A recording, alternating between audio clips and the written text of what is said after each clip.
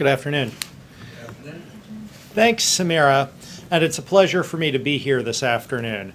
This is a signature initiative for President Biden. He has focused on supply chain resilience since his campaign, when he promised almost a year ago that if elected, he would direct his administration to expand investments in U.S. manufacturing and to take other steps to strengthen the resilience of U.S. supply chains. Earlier today, pursuant to Executive Order 14017 that President Biden signed in February, we released publicly 250 pages of reports assessing supply chain vulnerabilities and making recommendations, including immediate actions to address them. Earlier this morning, National Security Advisor Jake Sullivan and National Economic Council Director Brian Deese convened a meeting of many members of the Cabinet here at the White House in the Roosevelt Room to discuss the recommendations in this report and for the Cabinet members to commit to taking action across the U.S. government to implement those recommendations and other critical steps to address supply chain resilience. While the President's supply chain initiative has identified a number of vulnerabilities, I want to stress that our work has also found that the United States is well positioned to rebuild our productive capacity in key sectors and to strengthen our innovative leadership. We're confident that working together with Congress, industry, labor, and other stakeholders, we can chart a new path that emphasizes resilience, security, broad-based growth, and sustainability. As Samira mentioned, the President and the entire administration welcome the strong bipartisan support that exists on Capitol Hill for strengthening American supply chain resilience.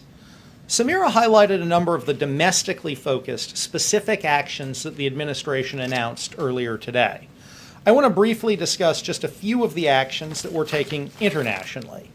As Samira said, America's allies and partners are great strength of our nation, and we must work in partnership with them on supply chain resilience. We're announcing today a commitment from the U.S. Development Finance Corporation to increase high standards overseas investments in U.S. allies and partners and projects that strengthen supply chains. We're also asking the U.S. Export-Import Bank to develop a proposal for a new domestic finance window that would, if approved by EXIM's board, provide financing to build manufacturing facilities and infrastructure here in the U.S. that will support U.S. exports of critical products, which will help our allies and partners. We're going to be increasing our diplomatic work with our allies and partners on supply chain security. Supply chain security will feature prominently on the agenda for President Biden's trip to Europe starting later this week, including at the U.S.-EU Leaders Summit scheduled for early next week, and was already a major element of President Biden's summits earlier this spring with key U.S. allies in Asia.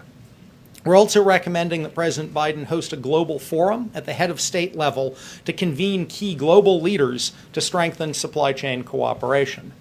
Finally, we know that as we strengthen cooperation with our allies and partners, we also have to push back against unfair trade practices by competitor nations that have hollowed out the U.S. industrial base and undermine our supply chain security.